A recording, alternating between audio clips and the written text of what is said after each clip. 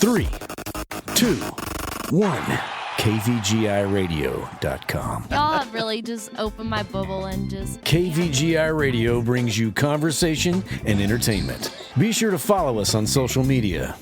Who streams the best talk shows? We do.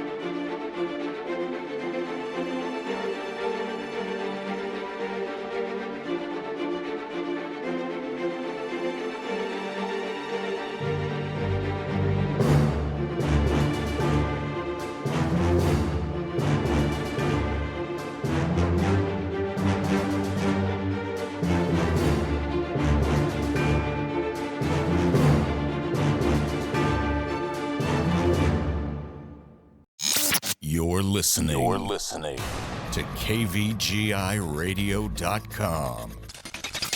Streaming live from the KVGI studios in Frisco, Texas. Live without limits.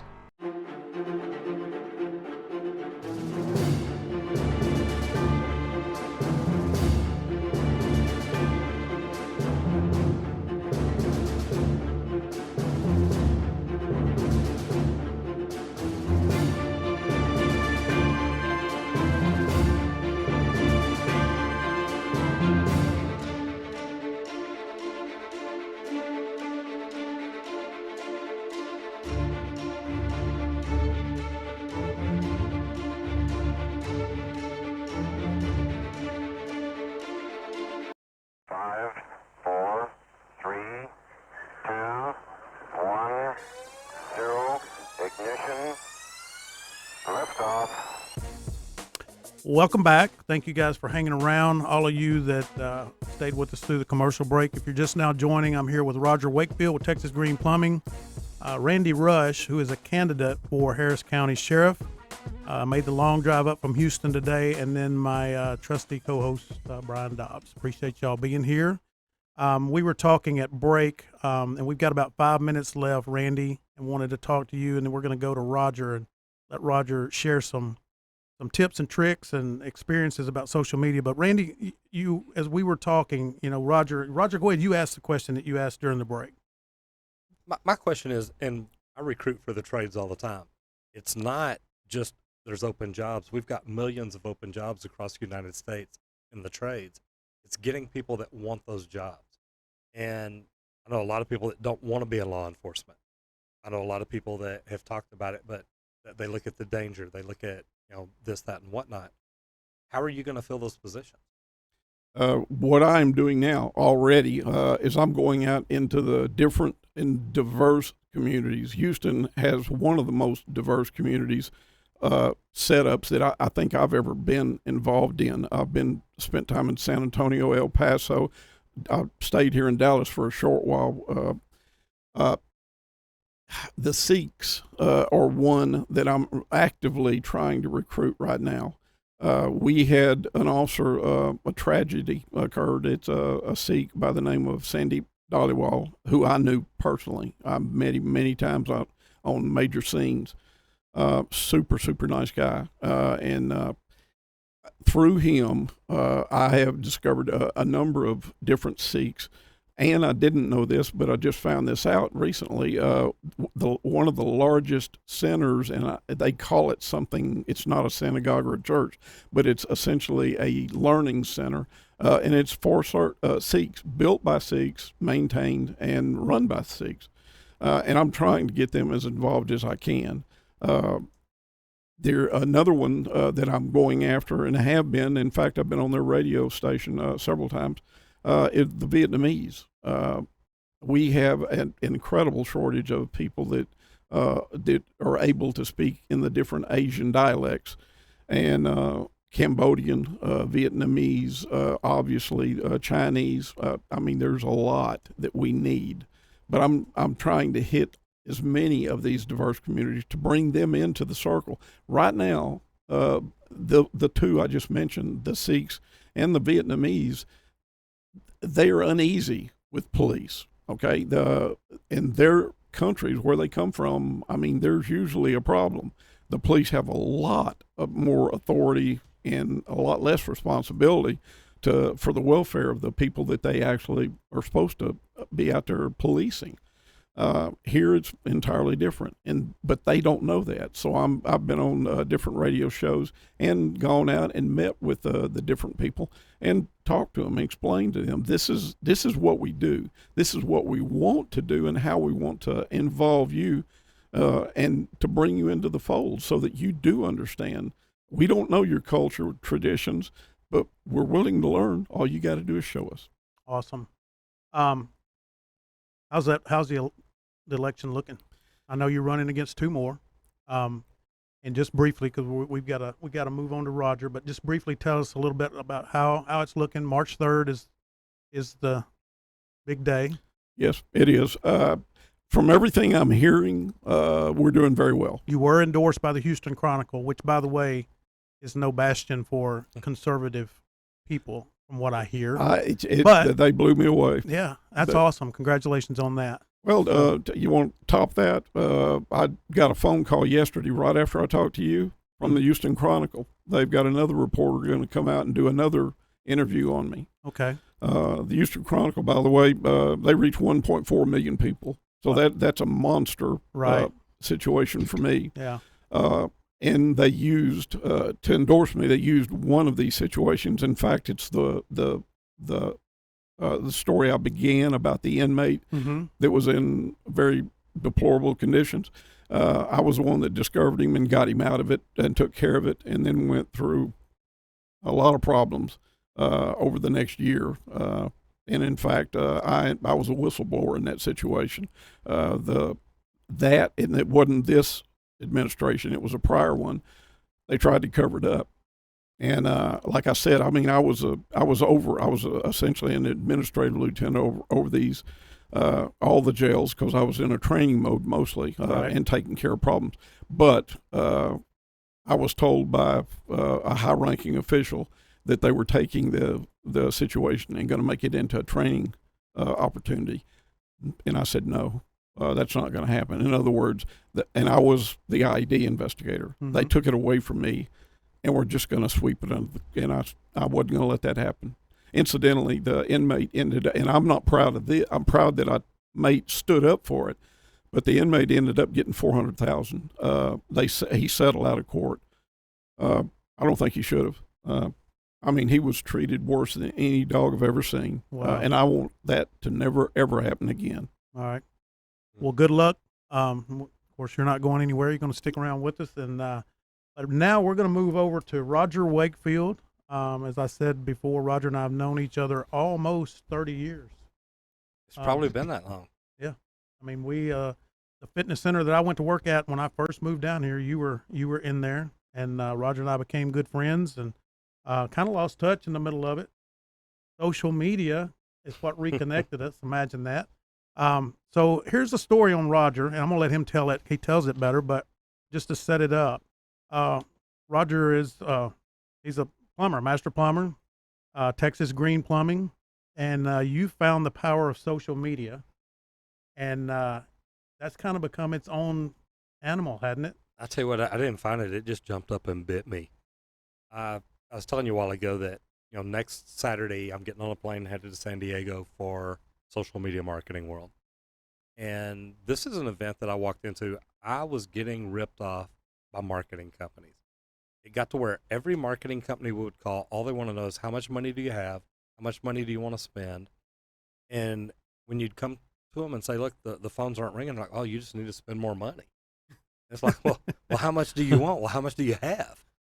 And I paid 2 different marketing companies to make my phone stop ringing, meaning what they put in place was so bad that we would pick up our cell phones and call the office number.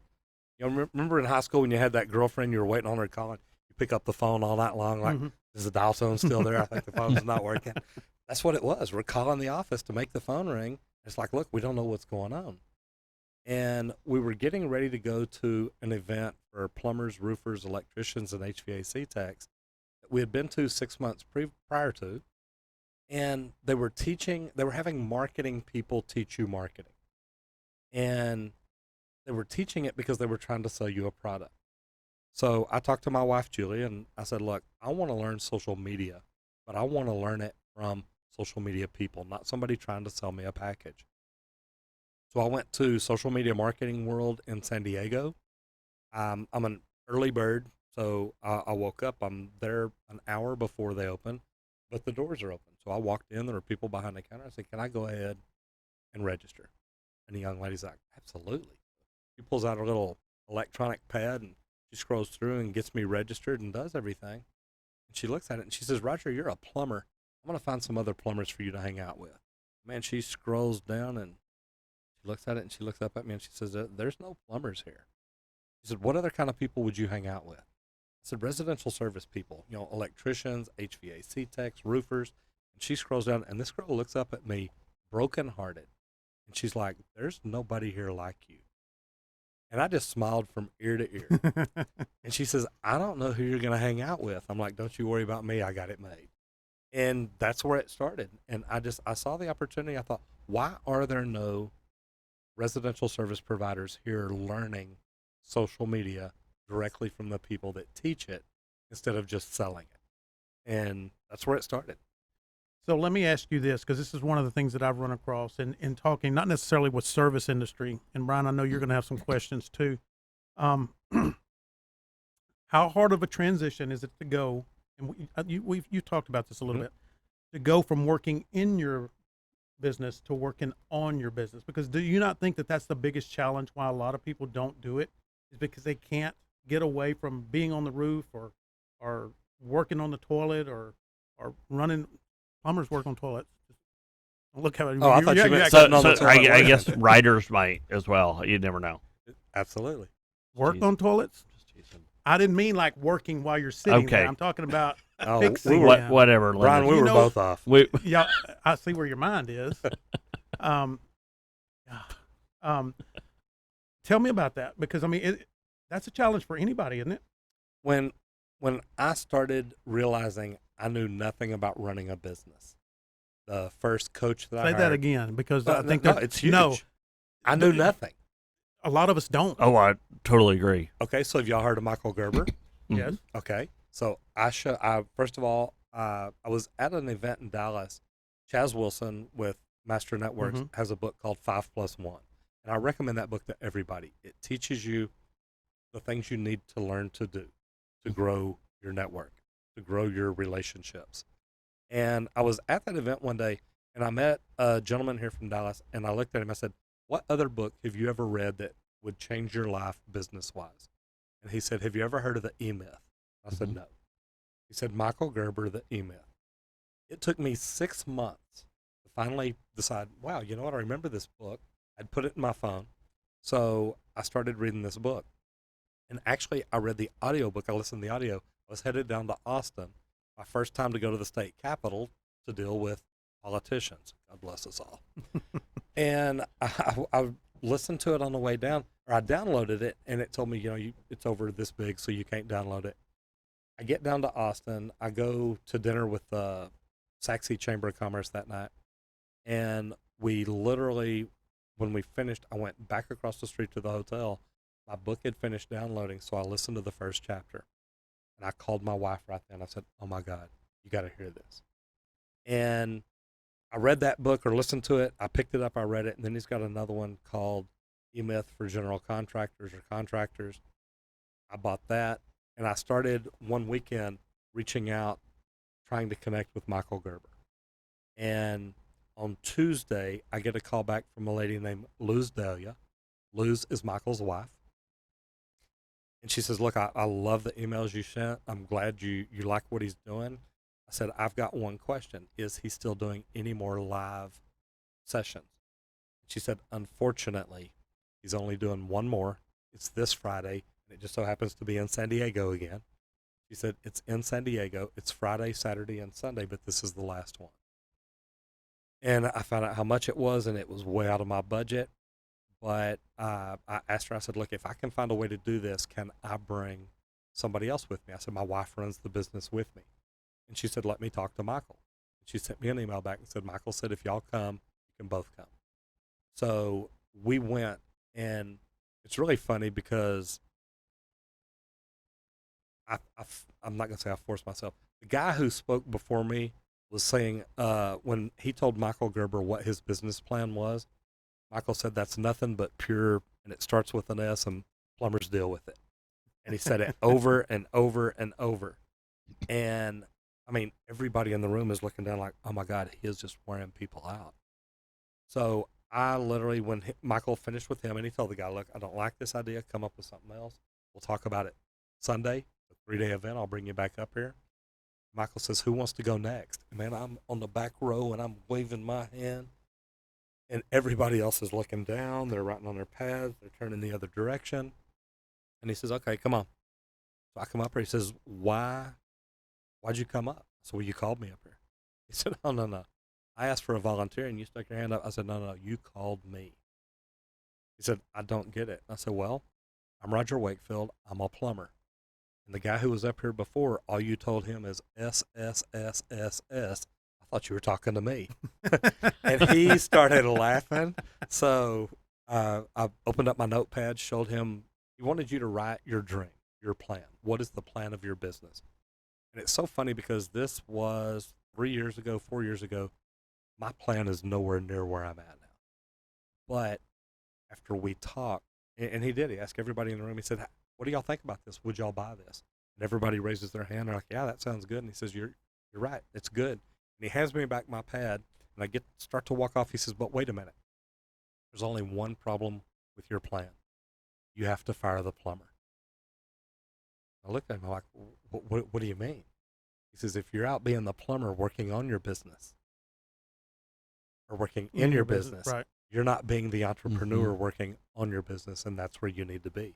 And all weekend long, anytime somebody would come up there and talk about their business plan, once it got to, I'm going to do this, I'm going to do this, I'm going to do this, Michael's like, Roger, what do we need to do here? We got to fire the plumber. And that's what it gets down to. You can't be busy being the technician all the time. You're never going to build a business. And the thing is, you've got to understand when it's time to hire somebody to do the $20, $30 an hour job, so you can do the $300-$400 an hour job. And as an entrepreneur, and it's funny that we're in this building. I came to an event for Master Networks in this building, and the president was speaking, and he said, I need to hire a $15 an hour employee to do emails for me. And it's a part-time gig. And somebody on the back row said, so you need a $15 an hour employee so you can make your $200, $250 an hour. And that's the first time that it clicked. It's like, wow, that is really a great way to look at it. If I'm wasting my time working in my business and not working on it, it's never going to grow. True. I think for many of us, I've been guilty of this, is we enjoy the business that we do so much. That's our passion in the beginning. It's hard to turn loose of that. I love plumbing. I love it. I love what I do. So how do you let go? How does your mind, how do you have that mind shift? You've got to figure out what you want to do with it. If I eventually wanted to grow because I think I offer a better package than most plumbing companies, meaning a better service. I want to do things right. I want to bring value to my customers every time we walk in the door. And you've dealt with real estate. Are all plumbers like that? No, Okay. they say they are. We have that conversation a lot. Yes, we do. You bet. And the thing is, I want to make sure we bring value. And it may not be the cheapest solution, but if I can explain to you why this is the right thing to do, and it is the right thing to do, I want to teach other plumbers, other roofers, electricians. I mean, I want to teach other tradespeople how to reach their customers the right way. Okay. So one of the things that we talk about, and in my opening, I talked about this, about making the difference, not only in your career, in your business, but in your industry. And that's one of the things I think that's so cool is Roger's just not doing it for Texas Green Plumbing. He's not just doing it for the plumbing industry. You bet. He's doing it for, and Brian, you and I have talked about this for the last year, year and a half, whatever it may be, how a lot of us have lost touch with the impact our business, our effort has on our industry. Oh, absolutely. The higher level we are, the more it elevates the perception of our industry. What does that do in value for everybody? Yep. It justifies the fee that we want to charge. Mm-hmm.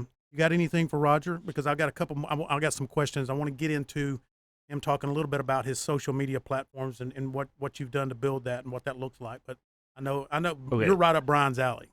You really Yeah, are. I love this stuff.